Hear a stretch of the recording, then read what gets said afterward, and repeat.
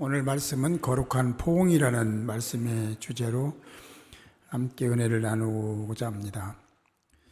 매사추세츠 메모리얼 병원에서 실제로 있었던 이야기입니다. 여러분 언젠가 다 보시고 뉴스나 이런 데 보셨을 텐데 카일이라는 아기와 브리엘이라는 아이가 쌍둥이로 태어납니다. 그런데 너무 일찍 태어났어요. 12주나 일찍 태어났기 때문에 인큐베이터에 들어갈 수밖에 없었습니다. 동생 브리엘은 거기에 큰 결점을 가지고 태어났는데요. 심장에 문제가 있는 겁니다. 의사들은 온갖 노력을 다했지만 점점 건강이 나빠지면서 담당 의사들 비롯한 모든 의사들이 포기하기에 이제 죽는다. 더 이상 손쓸 수가 없다라는 결론을 내리게 되는데요. 그때 19년 경력을 가진 게일이라는 간호사가 유럽에 세우던 미숙아 치료법에 대한 것을 얘기하면서 의사에게 두 아기를 한 인큐베이터에다 넣읍시다라고 제안을 합니다. 그런데 병원 측에서는 규칙에 어긋난다. 그래서 한때 반대를 했지만 게일의 간청이 있었고 또 마지막 수단으로 해봐야 될 가치가 있었기 때문에 두 아이를 한 인큐베이터에다 넣습니다. 그때 언니인 카일이가 천천히 몸을 돌리면서 팔을 뻗어 아픈 동생 브리엘을 껴안은 겁니다. 사진 볼까요? 이렇게 말입니다. 저렇게 하기도 참 힘들죠. 그런데 서서히 몸을 돌리더니 저렇게 동생을 껴안은 겁니다. 놀라운 일이 생겼습니다. 브리엘의 심장이 정상으로 돌아가기 시작했고, 할렐루야. 체온도 혈압도 모든 기능이 정상화되기 시작했다는 거죠. 그 아기가 훌륭하게 건강하게 잘 자랐습니다. 이렇게 말입니다.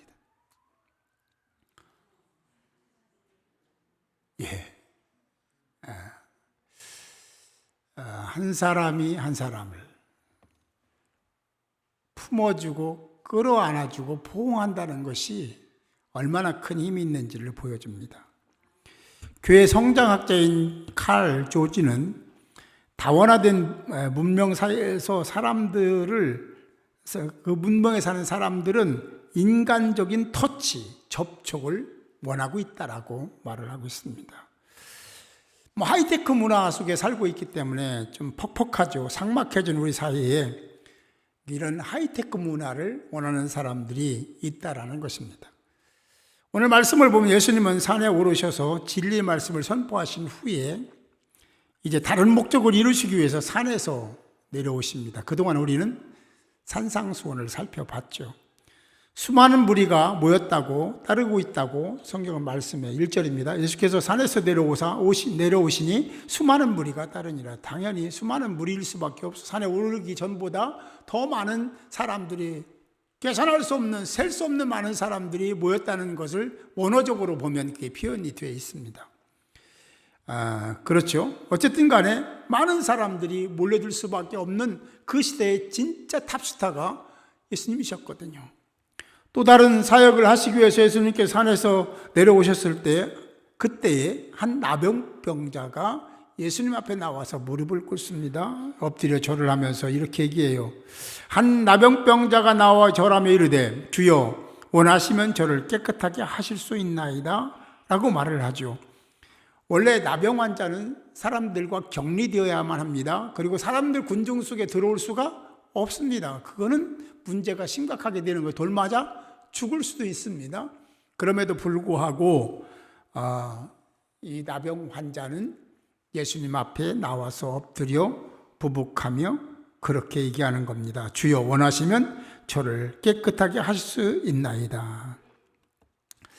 그가 주여라고 큐리에라고 부른 것을 보면 그는 분명히 믿음이 있었고 그런 확신이 있었습니다. 예수님이 누구인지를 정확하게 알고 있었고 그래서 예수님을 만나야 된다는 생각 때문에 다른 사람이 돌을 던지든 말든 가다가 죽든 말든 그런 거 개의치 않고 예수님 앞에 나온 줄로 믿습니다. 그 믿음이 없으면 예수에 대한 확신이 없으면 거기 나올 리가 없죠. 그러나 예수를 만나면 확실히 이 병을 고칠 수 있다는 확고한 믿음이 있었기에 나왔고, 그는 큐리에라고, 주요라고 부르고 있습니다.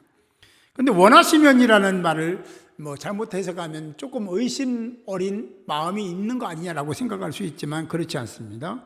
마음만 먹으면 저를 치료할 수 있는데, 이 나병 환자의 마음은 뭐냐면, 예수님이 자기가 이렇게 엎드려 얘기함에도 불구하고 너무 바쁘시고 그러시니까 자기를 그냥 지나치실까 하는 생각 때문에 두려운 마음이 생겼고, 그것 때문에 이렇게 말을 하고 있습니다.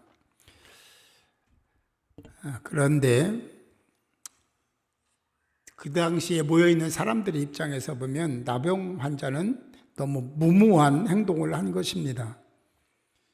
아마도 그 나병 환자 곁에는 친구들도, 제사장도, 심지어는 가족들도 멀리했을 겁니다. 그게 법이었고 또 그렇게 해야만 했고 격려되어 있으니까 얼마나 힘들고 외롭고 고통스러웠을까라는 것은 우리가 익히 짐작할 수 있어요. 입장을 바꿔놓고 생각하면 충분히 이해할 수가 있습니다.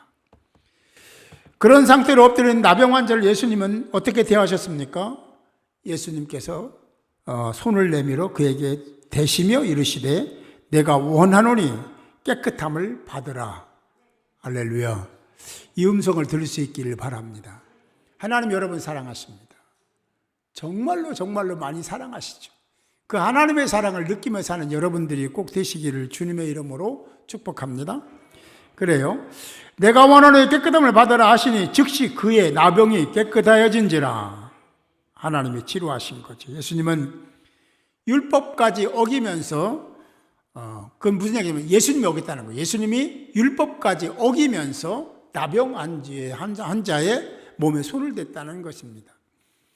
여기 손을 댔다는 의미는 그냥 댔다는 의미가 아니고 그 의미는 이런 의미입니다. 잡다,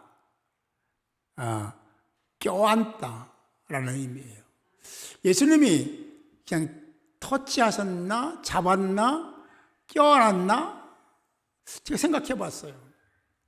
저는 예수님이라면 당연히 끌어안으셨을 거다 하는 생각을 하죠.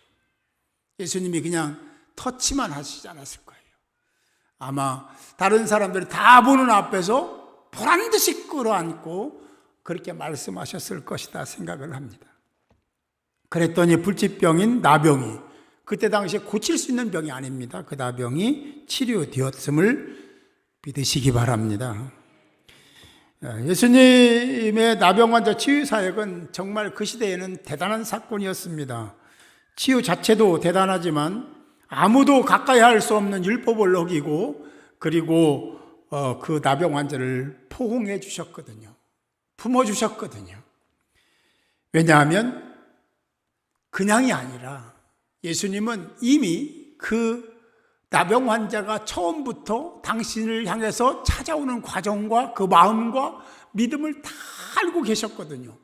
읽고 계셨거든요. 그러니까 그 믿음을 보시고 예수님은 그를 품어주셨고, 그리고 그를 치유해 주신 줄 믿습니다. 여기에 중요한 가르침이 있습니다. 예수님처럼 그렇게 행해야 된다는 것입니다. 예수님의 마음으로, 예수님의 심정으로 그것을 본받아서 우리는 다른 사람들을, 불쌍한 사람들을 그렇게 품어주고 위로하고 격려해야 된다는 것입니다. 그게 우리가 이 말씀을 통해서 받아야 될 말씀입니다. 또 하나 중요한 가르침은 나병 환자처럼 우리도 그런 믿음을 가지고 살아야 된다는 것입니다. 대충 적당하게, 그래서 어떤 때만, 아쉬울 때만 그런 것이 아니라 하나님의 존재, 예수 그리스도의 존재가 어떤 것인지를 알고 그 믿음을 가지고 그렇게 행동하고 말하는 자가 되어야 된다는 거죠.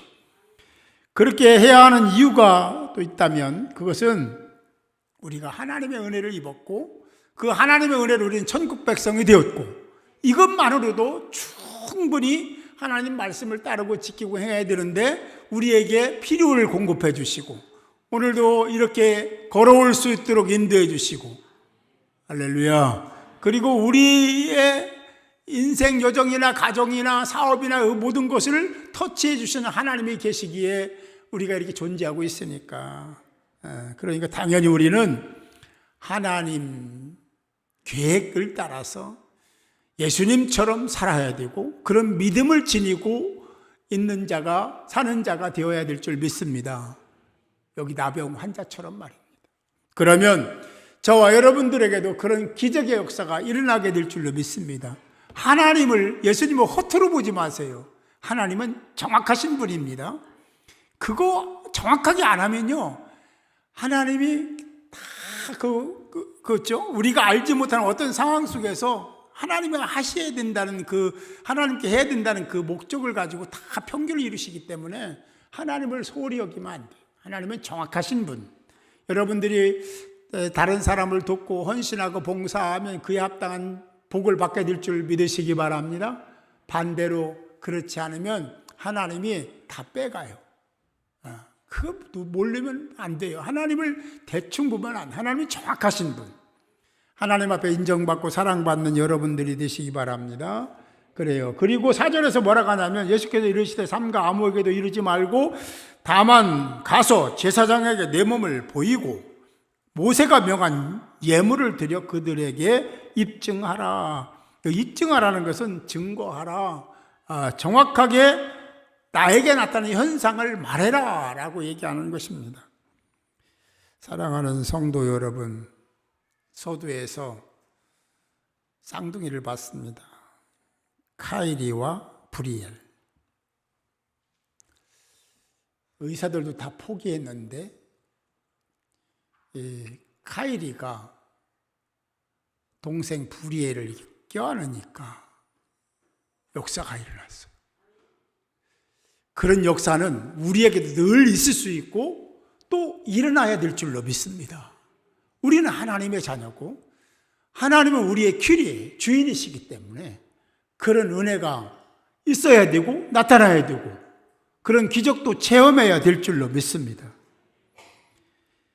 그렇게 은혜를 입은 우리가 문둥병자가 예수님을 믿고 신앙하고 그리고 와서 엎드려 간청했던 것처럼 우리도 그런 자세를 취해야 되고 우리가 그런 은혜 속에 살아간다면 이제는 다른 사람들을 품어주고 다른 사람을 보응해주고 다른 사람들을 사랑하는 자가 되어야 될 줄로 믿습니다.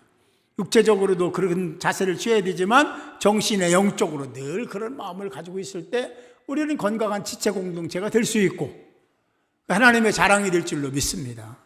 여러분, 우리가 지금부터 살아갈 때 이 말씀을 붙들고 우리가 거룩한 마음을 지니고 다른 사람을 섬기고 도와주고 배려하고 품어주고 보응해주고 그래서 그들에게 소망을 주고 비전을 심어주는 영적이고 육적이고 또 사회적이고 또 우리 교회적인 거룩한 포옹을 이루고 그리고 한 지체 공동체로서 하나님께 기쁨을 올려드리는 저와 여러분이 될 수 있기를 주님의 이름으로 축원합니다.